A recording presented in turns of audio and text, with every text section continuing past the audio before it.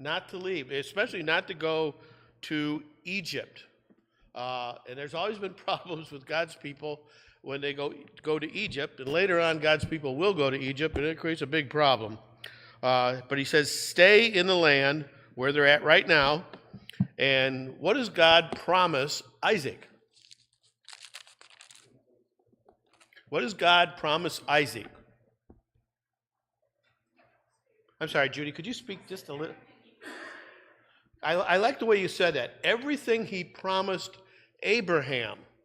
And that's interesting that it's stated that way, because notice the fact that does Isaac's faith get complimented here anywhere?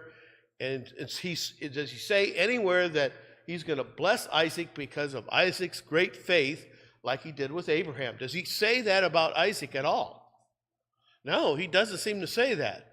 Now, he's not denying it, but he's not affirming that, Isaac, you have great faith, I'm going to take care of you.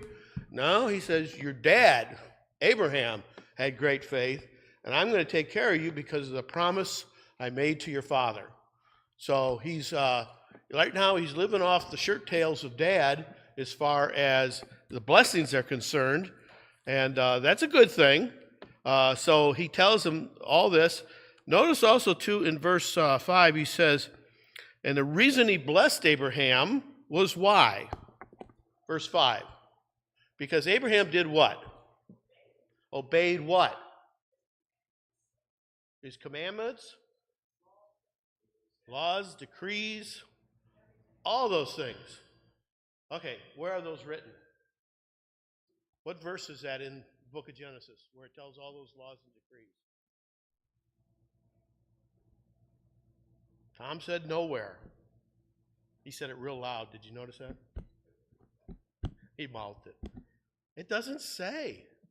So how in the world can the Bible say that Abraham obeyed his commandments, commands, decrees, laws, when there's no written record of any of it? Judy? Pardon me? He obeyed his voice. So these are verbal laws. These are laws that are passed down through the family as God has dictated to this spiritual family of Abraham. They know what the laws and decrees and commands of God are. Abraham tells them as a family. This is not uncommon in cultures like this where a lot of things are shared this way. There is no written record of the laws and commands until which time? When was it finally written down? Yeah, the time of Moses. That's when it was finally officially put into writing. And it was probably most of the same things that Abraham was already doing. And we can see glimpses of it here and there when we read the life of Abraham and some of the other people, that they did at times knew what sin was. The Bible declares they knew it was, and they were trying to obey it, and they talked about what was good and what was bad. So there are clues throughout the scriptures that what these laws and commands were, but they're not in a code like the Ten Commandments or something like that, or all the other written laws in the Old Testament that came about at the time of Moses. So things were a little different back then, but this plan seemed to work because it's, number one, it's a small family, and it's not hard to communicate to your family members in this way. So let's move on. We're going to look at verse 7 now, and I'm going to read 7 through 11. When the men of that place asked him about his wife, he said, "She is my sister," because he was afraid to say, "She is my wife." He thought the men of this place might kill me on account of Rebekah, because she is beautiful. When Isaac had been there a long time, Abimelech, king of the Philistines, looked down from a window and saw Isaac caressing his wife Rebekah. So Abimelech summoned Isaac and said, "She really is your wife. Why did you say she is my sister?" Isaac answered him, "Because I thought I might lose my life on account of her." So we're going to read verses. Then Abimelech said, "What is this?" Abimelech said, what is this that you have done to us? One of the men might have slept with your wife and would have brought guilt upon us. So, in Isaac's life, at this particular point, there's no written record that Isaac has faced any crises in life. And this is obviously, from the appearance of it, this is the first, what you might call life and death incident. Some of you in this room may have had incidences like that in your life, where your life may have been on the line. We know for a fact that people who go to war have to face incidences like this too. And you can see that I've heard stories before too, when young men get into battle for the first time, they never know how they're going to react. When you're faced with that extreme danger, and I don't think any one of us knows how we would react in a life and death situation until it actually happens. And anybody who sits there and says, "Oh, I would do this and I would do that. I don't care if I die." That may not be the truth when it comes actually upon you. You just never know how you're going to react in situations like that, because the situation is so dire. And that's why a lot of soldiers come back with what they call post-traumatic stress syndrome, because it's stressful. War, life and death situations are very stressful.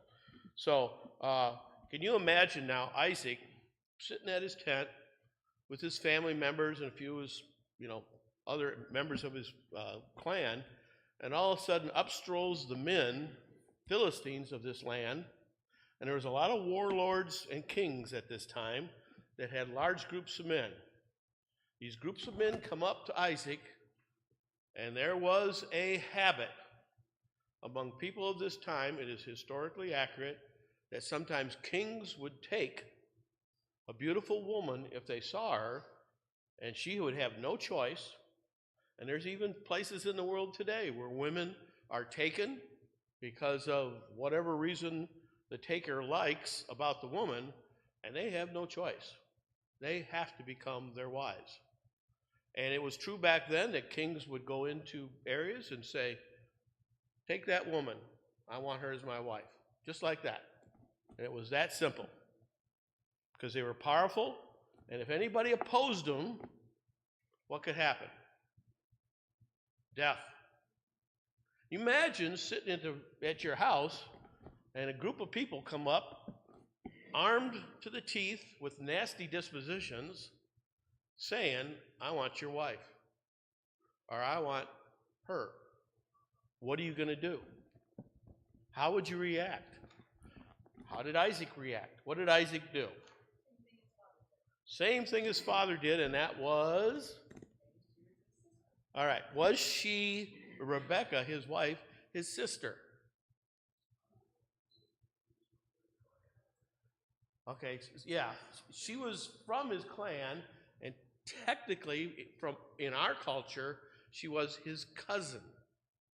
But, like I said, be careful, because cultures were a little different back then. Technically, in a clan group, your cousin could be called your sister. That was a fact that you would do it. The only ones they wouldn't call a sister is a person who was a mother or a daughter. But any other female in the family, cousins and whatever else, could be called a sister in the clan. So technically, he may have been correct in calling her a sister from a certain point of view, but it doesn't matter anyhow. Technically, he was asked the question, was she your wife? And he says sister, and he is meaning to deceive them for what reason? Just his own skin. He was concerned about it. And we can read the story earlier on when Abraham talked to Sarah about this ahead of time. And Sarah actually agreed ahead of time to do it for him. And I think it's flat out because she loved Abraham that much. She didn't want to see Abraham be killed. She would rather be, and I'm just guessing, I think Sarah would rather have been taken captive than see Abraham killed. And I think a lot of wives would feel that way about their husband too, if they really loved him. It's not a good situation. Why are you two looking at each other? So, it's a difficult situation. This is the first time Isaac's had to deal with something like this in his life. I'm sure it came up unexpectedly. He wasn't ready for it, but they may have talked about it ahead of time because he remembered how his dad reacted in the same situation, and we don't really always know for sure how we would act. Now God had made promises to Isaac, right? He's promised to protect him. When these soldiers come and these men come to take away his wife, does God send an angel down with a sword in his hand, with flames shooting out, saying, stand back? Now, has that ever happened in scriptures?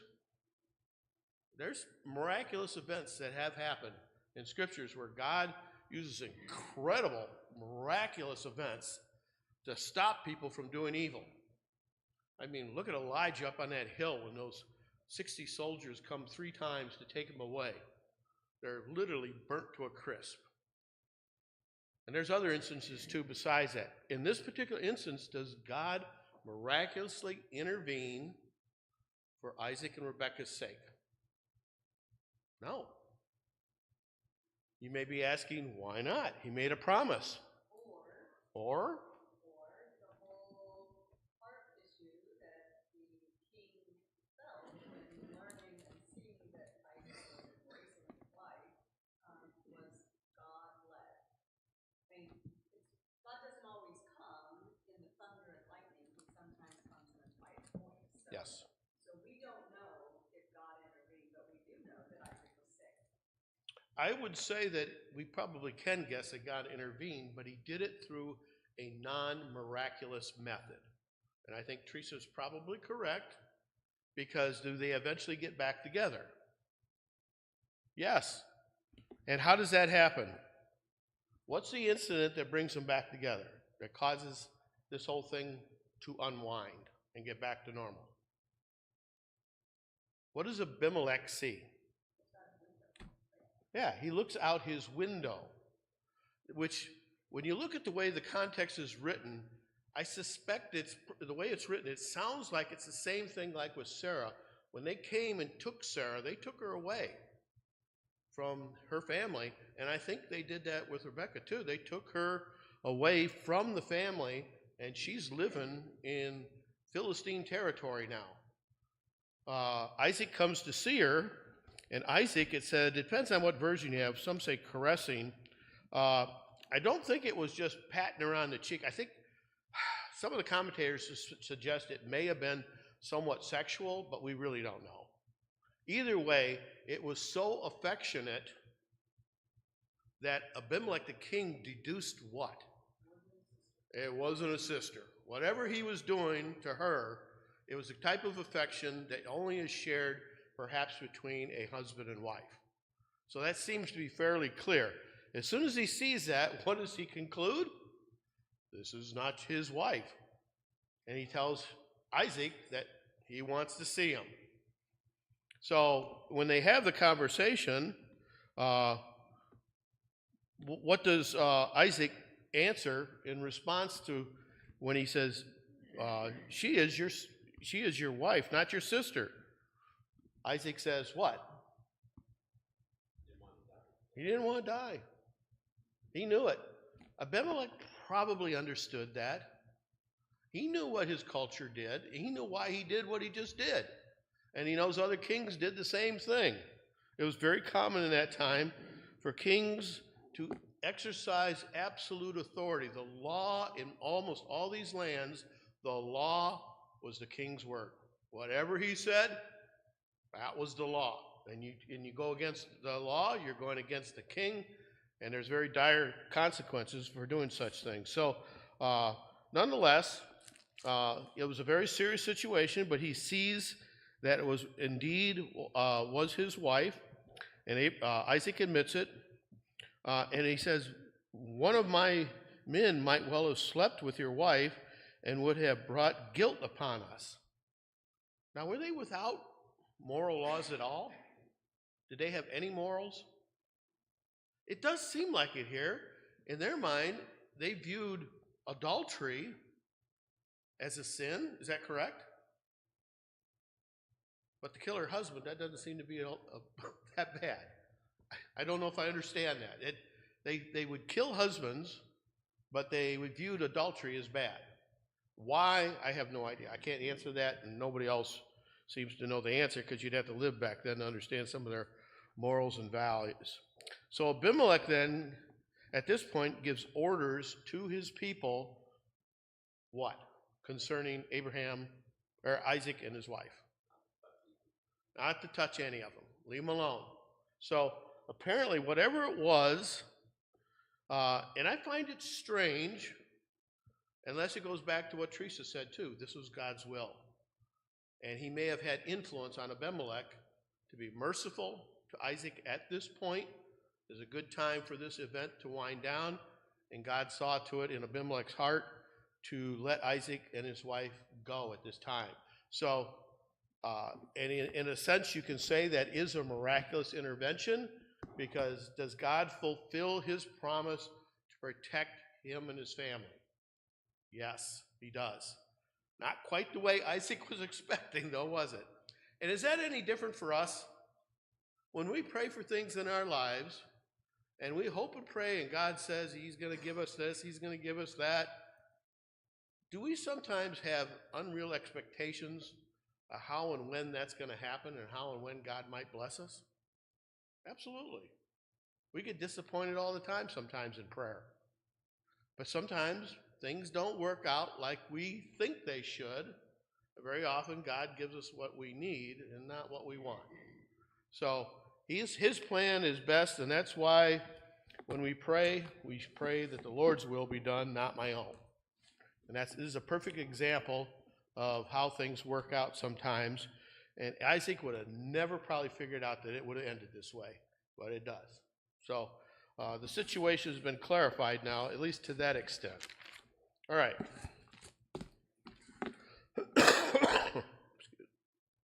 All right, let's read on. Verse 12.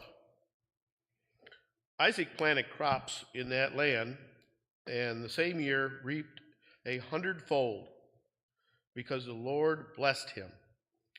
The man became rich, and wealth continued to grow until he became very wealthy.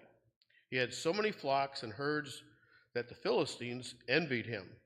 So all the wells that his father's servants had dug in the time of his father Abraham, the Philistines stopped up, filling them with earth. Then Abimelech said to Isaac, "Move away from us. You have become too powerful for us." So after this incident, how does God bless Isaac? It was beyond measure. He planted a crop and yielded 100-fold. And his flocks continued to grow tremendously. And obviously, his situation was blessed by God, even though he said something that wasn't true in a technical sense. God stays with him. And when we look at our own lives too, Isaac is probably no different than the rest of us. He wasn't perfect. He made mistakes. But what was God looking at when he looks at any of us? Your heart, the intent of your heart. And I think Isaac's heart at this time, at least he had the beginnings of faith, and he was seeking God's guidance in a lot of things. And God doesn't expect us to be perfect, and he didn't expect Isaac to be perfect in this situation. And let's face it, to overly criticize somebody for lying in a situation like this, I read some commentaries where they said, but they were just so harsh with some of the criticism of Isaac, and I find it to be ridiculously harsh in the way some of these people criticize him for this. It's true, he lied, but the extent that some of these commentaries go on about it is ridiculous when you think about it. Did God punish Peter when Peter denied him? 3 times. No, he ended up making him the leader. Why? His heart. He had a reliable heart that we knew he could depend on Peter. And you could see that through many verses too. There's many other characters throughout the Bible where God judges people's hearts, not just what they do. We sometimes can do something that turns out to be wrong, but God reads our heart. He knows what our intent was in everything we do. So I read this quote one time. It says, sometimes it is difficult to discern a lie, and whether a statement is a sin or not comes back to the question of intent. Why does somebody do whatever they do? What's their intention? And God reads hearts and knows what our intentions are in everything we do. And I think God saw through this situation with Isaac. And there's also a verse in Hebrews chapter 12 that I thought somewhat relevant to this. Hebrews chapter 12.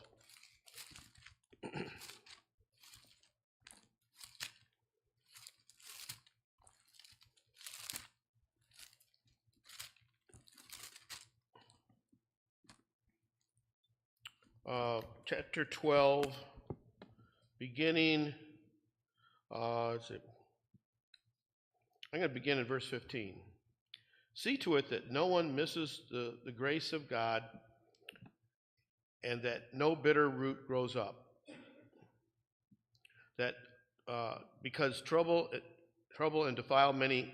I'm sorry, my eyesight's not real good right here now. And no one misses the grace of God, and that no bitter root grows up. Because trouble defile many. See that no one who is sexually immoral or is godless like Esau, who for a single meal sold his inheritance rights as the oldest son. Afterwards, as you know, when he wanted to inherit his blessing, he was rejected. Wait a minute, that's the wrong verse. 12, verse 4 of Hebrews 12. Okay, yes. In your struggle against sin, you have not resisted to the point of shedding your blood. And the Hebrew writer is talking about how God disciplines his sons. And he reminds them of the fact that in discipline, there's various levels, there's various realities and hardnesses of discipline that God can put upon us. And in many cases, some people are tested to the point of shedding their blood for the faith. And he's making it clear here that if you have not resisted the point of shedding your blood, you got to realize too that is a much higher level of discipline that it takes to resist, much higher level of faith to hang on to so that you can endure some of the trials and difficulties that we have to go through in life. So anyhow, let's go back to Genesis now.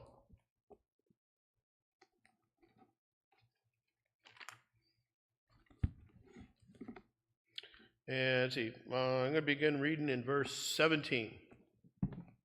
So Isaac moved away from these and encamped in the valley of Gerar and settled there. Man, the lighting is terrible in here for me. Isaac reopened the wells that had been dug in the time of his father Abraham, which the Philistines had stopped up after Abraham died, and he gave them the names his father had given them. Isaac's servants dug in the valley and discovered a well of fresh water there. But the herdsmen of Gerar quarreled with Isaac's herdsmen and said, "The water is ours." So he named the well Ersek, because they disputed with him. Then they dug another well, but they quarreled over that one also. But he named it Sitnan. He moved on from there and dug another well, and no one quarreled over it. He named it Rehoboth, saying, "Now the Lord has given us room, and we will flourish in the land." From there he went up to Beersheba. That night the Lord appeared to him and said, "I am the God of your father Abraham. Do not be afraid, for I am with you. I will bless you, and I will increase the number of your descendants for the sake of my servant Abraham." Isaac built an altar there and called on the name of the Lord. There he pitched his tent, and there his servants dug a well. Now, as time goes on, too, here we can see that God is watching over Isaac in many respects, but Isaac is still having difficulty with the Philistines. What's the new issue now? Wells. Why are these Philistines plugging up the wells that Abraham had dug earlier in his life? Yeah. And why are wells so important? Yeah. They're animals. I mean, they're animals. You know, this is not what you call a country where there's abundant rivers and abundant lakes. Wells had to be dug. There's many places in the world where water is in short supply, and people's lifeline are wells. If they don't have a well, they can't stay there. They have to move on. They will literally die of thirst. And if they have animals in large flocks, they especially need wells to keep their animals alive and flourishing. So every turn of the road, every time Isaac turned around, there was all kinds of disputes breaking out across the land. And even though he's getting more powerful and he's growing in wealth and power, is Isaac still afraid? Is he still scared? I see heads shaking yes. Why? Why is he still scared? Didn't God promise to take care of him?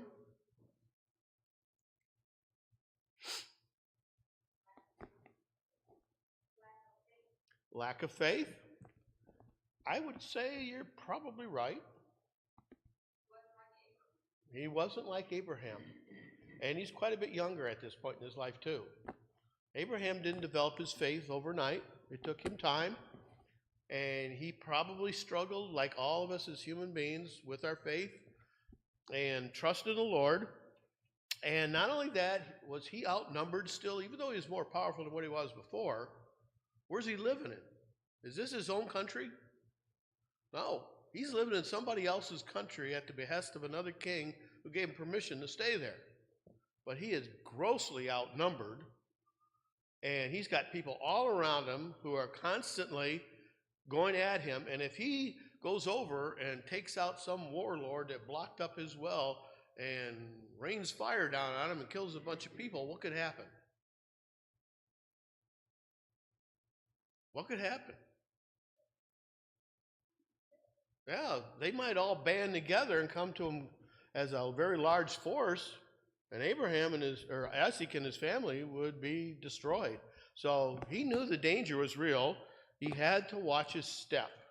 He had to be careful, and he certainly was doing that.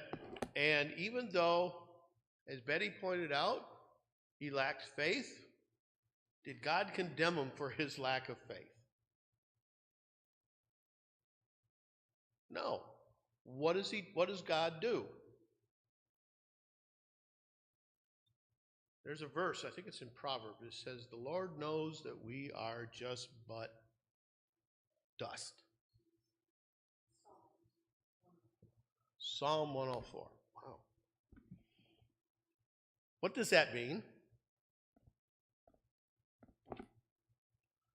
I'll give you a clue. You know, he did create us. The previous says, the Lord deals with our iniquities as a father deals with his children, for he knows we are but dust.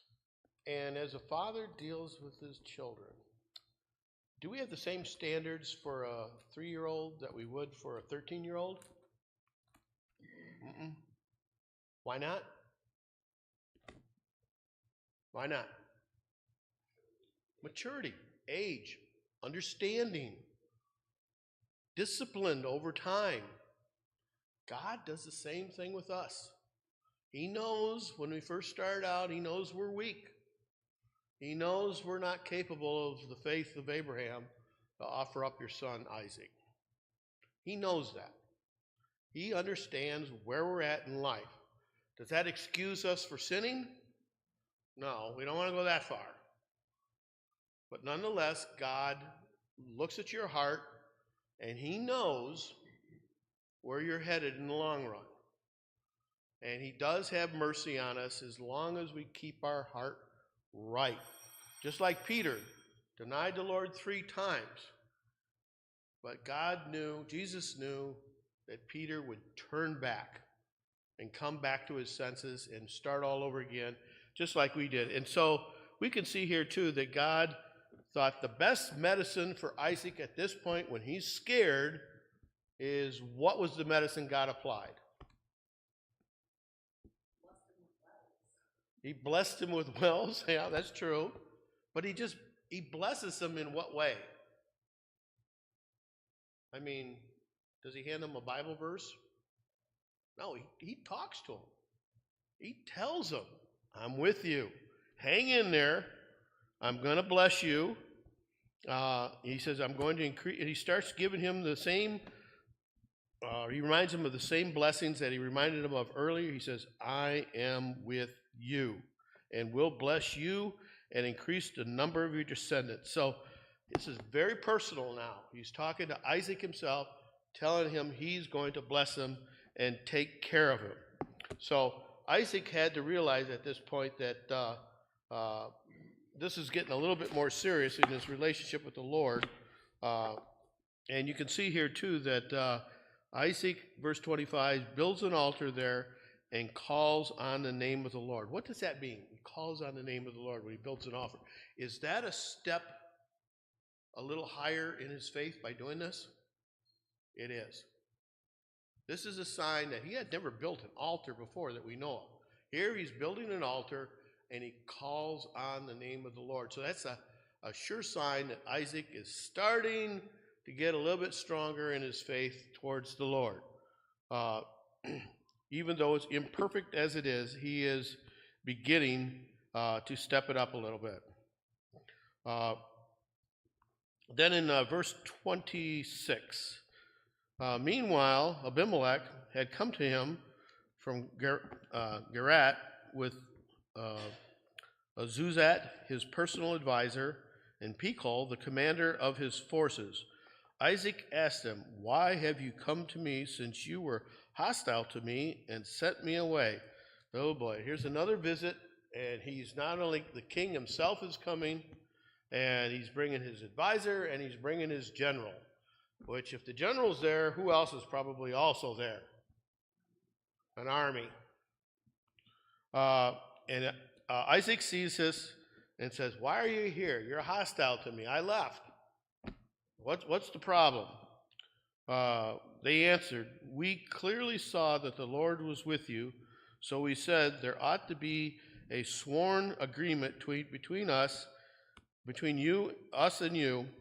Let us make a treaty with you that we will do that no one, I'm having trouble again here, that you will do us no harm, and as we did not molest and always treated you well and sent you away in peace, and now you are blessed by the Lord. Not only Isaac can now see that he's blessed of the Lord, because God has been blessing him a lot, in a lot of different ways. Now it's reached the point that who else has noticed that Isaac is favored by God himself? Those around him, even his enemies, can now see that whatever blessings he has were not accomplished through normal means. They're too extraordinary and miraculous in scope, where people said, this guy is of God, and they probably had some history of knowing who his father was, and that he was a man of God also, and they recognized the fact that he is a very powerful man, not only himself, because he's extremely wealthy, and he probably had a lot of servants, but God is with him. And at this time and place, if you knew God was with somebody, you dared not oppose him, because you're opposing God too. So Abraham now, or Isaac now, was the one who was afraid earlier on. Now it's interesting. Who's afraid now? Yeah, Abimelech's afraid. The Philistines now are afraid of him. That's a huge change. And now they are equals in many respects. And you can see how God was working on the Philistines. God is blessing Isaac in ways he would never have imagined that God would do. And you can see how, as time went on, that God was working in the lives of a lot of different people in a lot of different ways to make things happen the way God wanted them to have. And now they're beginning to fear, and the Philistines were at this point beginning to highly respect Isaac at this point. We're going to have to stop here because we're out of time. We'll start next week at the very end of this chapter. Any final questions or thoughts? All right, we'll see you next week.